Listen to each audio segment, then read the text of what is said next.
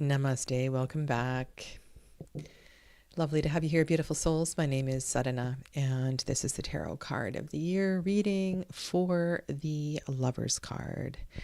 And I was distracted by a song lyric, and that is a John Legend song called All of Me Loves All of You, All Your Curves and All Your Edges.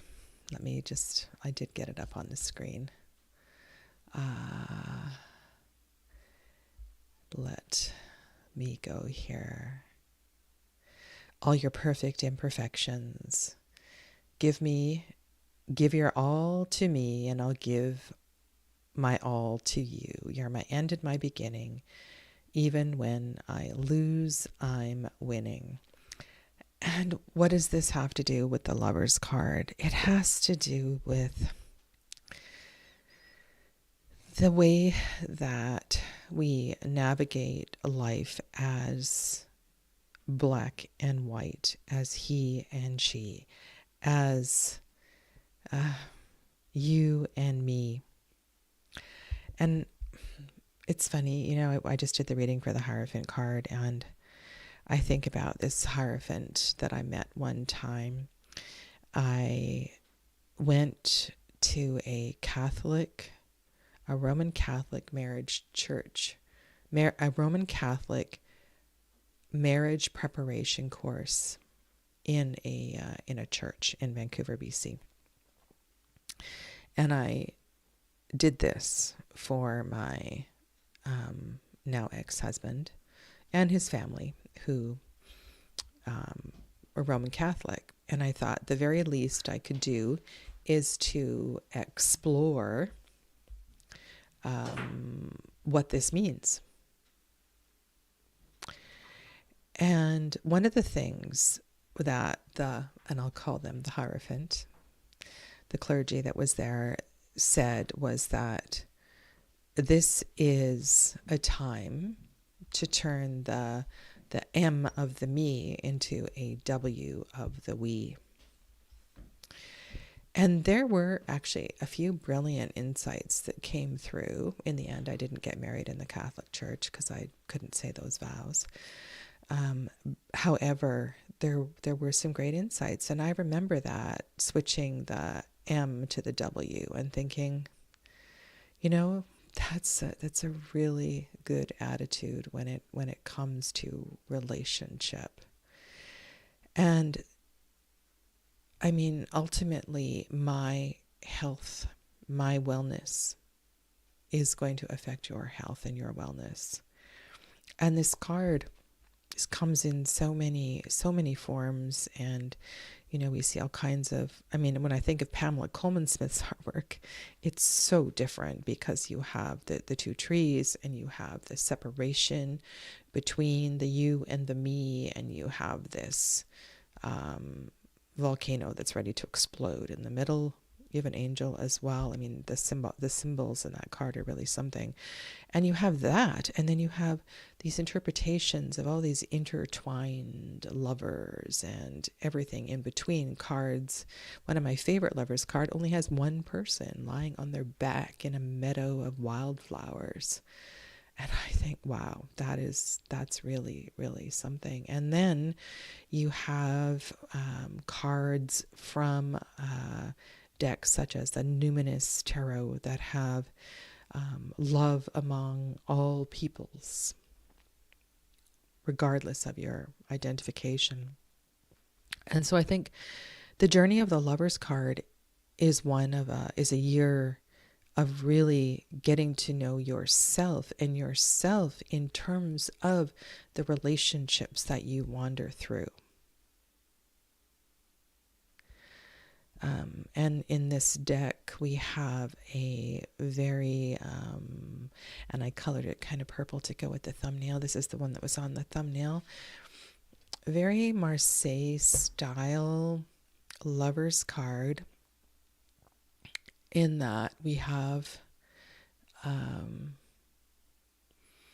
perhaps a young man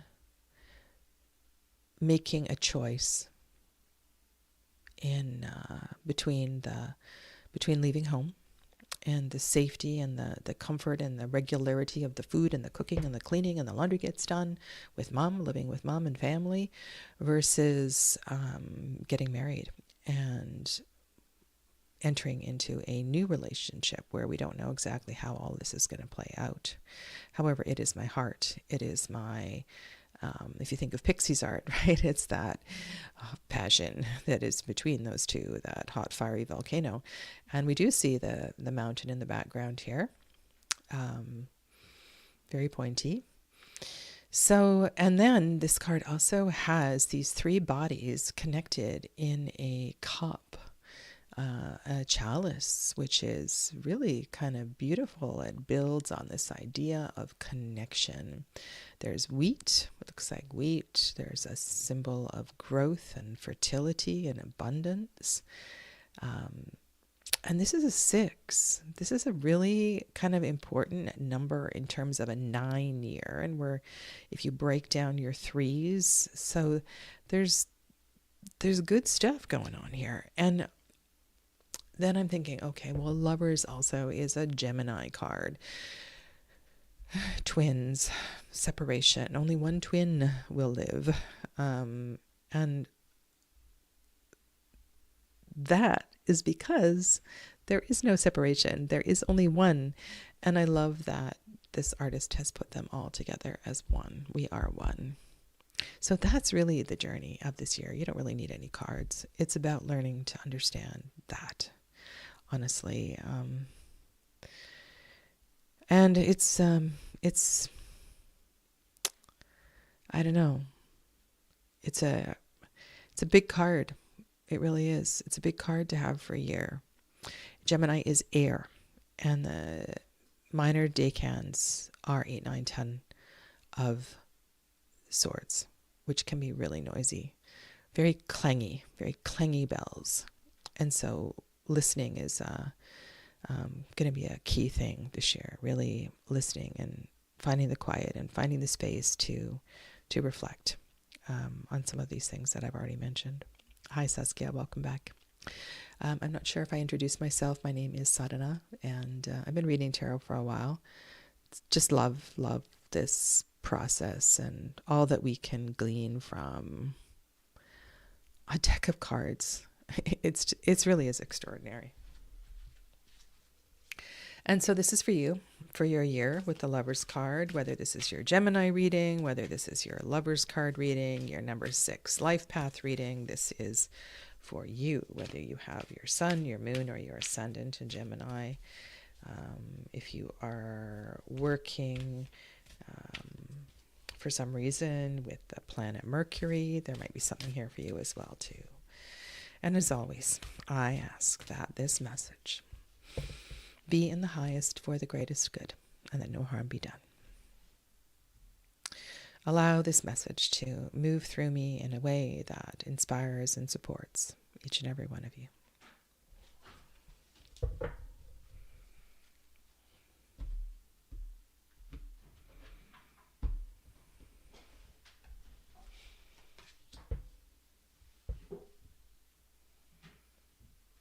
Page of Cups.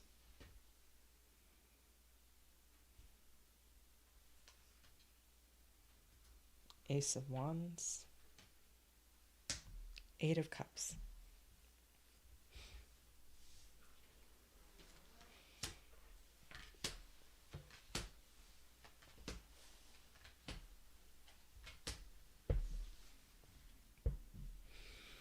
Temperance.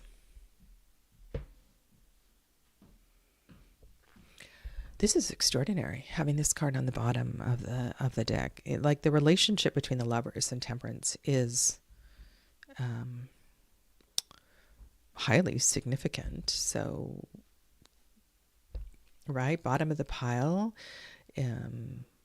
your story of this year, a card that is, wow.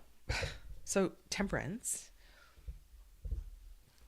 of course, is about healing and wellness and balance, but it's also about finding that harmony of my divine, masculine and my divine feminine. And what a lovely conversation to have with this card on the top, and temperance sort of permeating through that. The big picture here is about all of me. And I'm thinking, what if you're singing that John Legend song to yourself? And it's the chorus that really was in my mind. What if you sang to yourself every morning, all of me loves all of you, all your curves and all your edges, all your perfect imperfections. And there's lots of songs like that, right? It's about embracing all of me, all of me. Now, what is this Page of Cups doing here? I think this Page of Cups is here taking us back to something quite simple. The wearing your heart on your sleeve kind of energy, the innocence of love, and I'm thinking pages, so fixed water, Scorpio, strongest energy. Sorry, I'm just running through some associations here. Page of Cups saying, let's get back to the heart of the matter. And if this is a year to heal a relationship, or to start a new relationship, or to see a relationship in a new light, that you want to ask yourself about, well, why did we get together in the first place? What was it that made me fall in love with you? And if this is, and then at the me level, this is, well, who am I at my core, within my heart? And what did I love? What did I love when I was little? Is there something that I've lost along the way? Powerful opportunity to set an intention.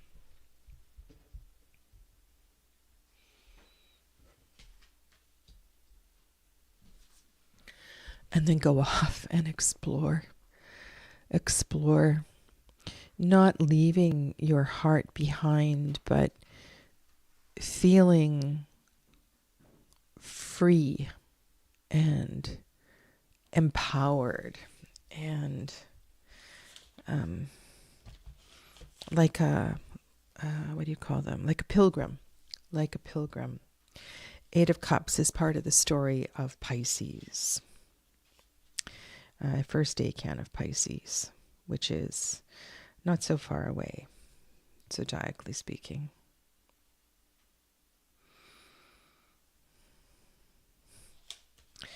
And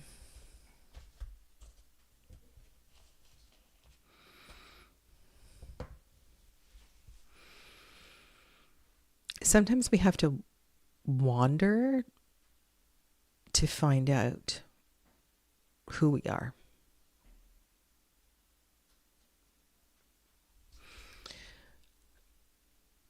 Eight, this is a very watery card, right? Lots of cups.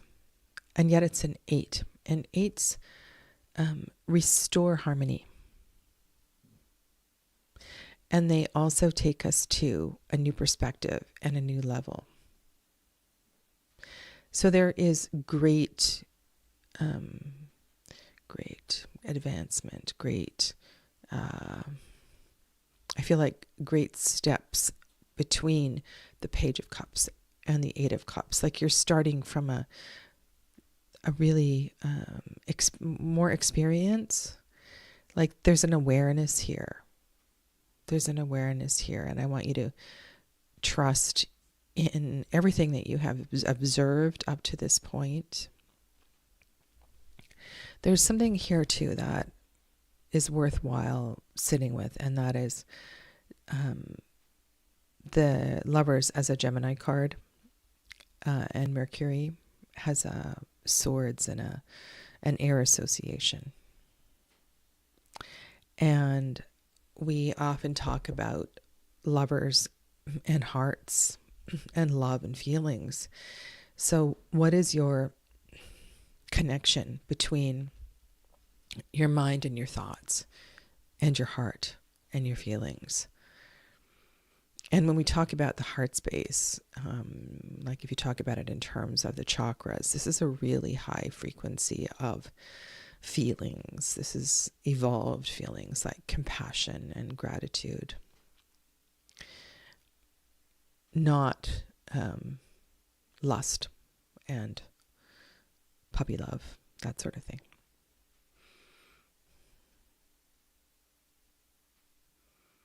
In order to know yourself better, you may have to wander. And that's a term that you can interpret in whatever way is meaningful. Well, wow, okay. So while this sort of all lines up with my Nautilus pattern, this figure is going in this direction, and the figure in the Seven of Swords is going in this direction. We have quite an extraordinary connection here. Seven of Swords precedes Eight of Cups decanically. There is a powerful connection between these two cards. Last card of Aquarius, first card of Pisces. And so they have a lot to say to each other about that connection between heart and mind, voice and heart, and how can we align our voice with our heart? Do we speak our truth? Do we speak from the heart? Now, in the Seven of Swords, we get a little consumed with this world, this place, things that, oh my goodness, it makes me think of gossip and things we hear. Worldly, less important thought.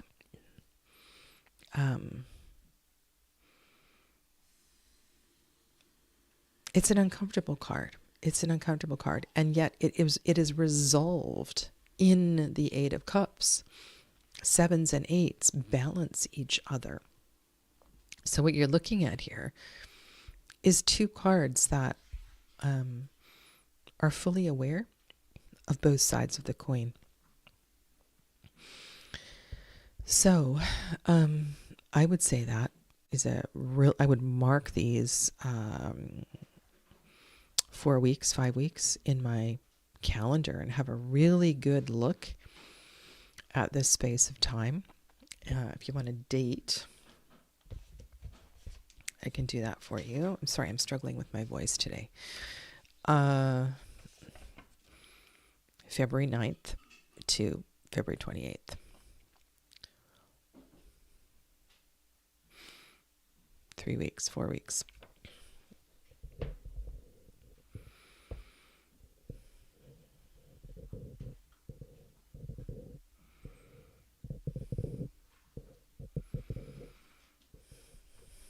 It's almost like, what is it? You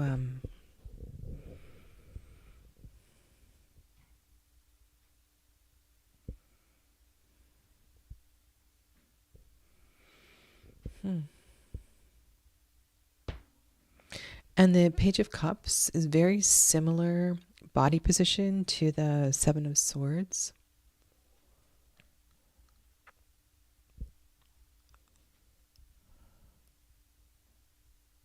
So what does this have to do with the Lovers? Let's go back to that. What does this have to do with the Lovers?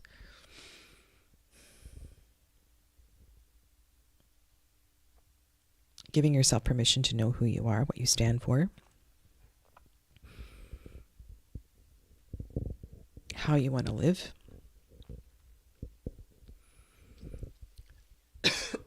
being true to that inner child,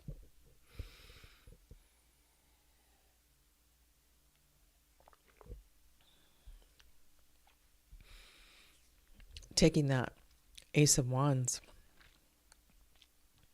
like a walking stick, like a torch, and saying, I'm committed to this, and I'm going to work through this.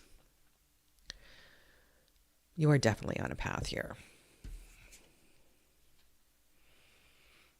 King of Wands. First time we've seen this card in this set of readings. And the Star. And look how, again, we are moving in the flow of the reading. Look how similar the body's shape is with these two figures.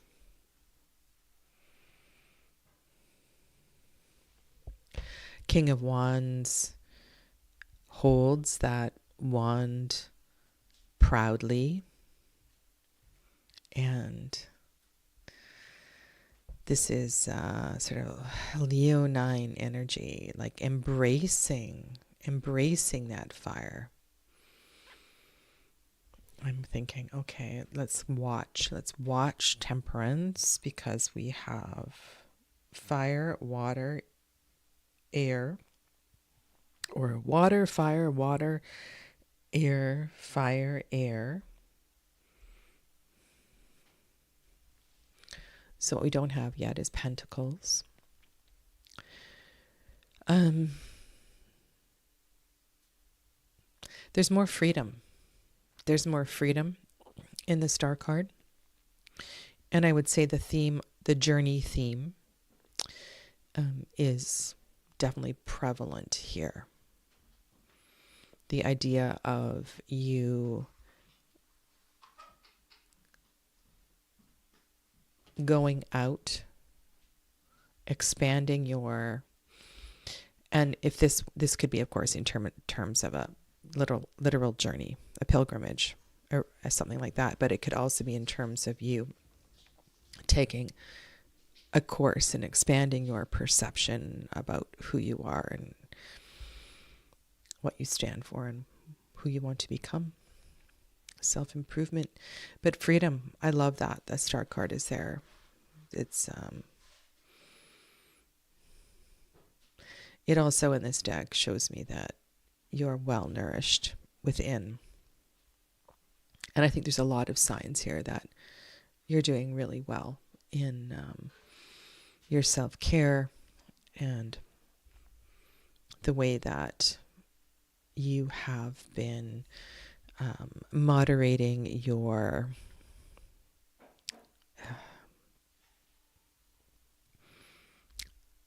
self-reflection over the years. Okay, if you want to take this one step further, please follow me to part 2, and I will carry on. Thank you so much for being here. Namaste.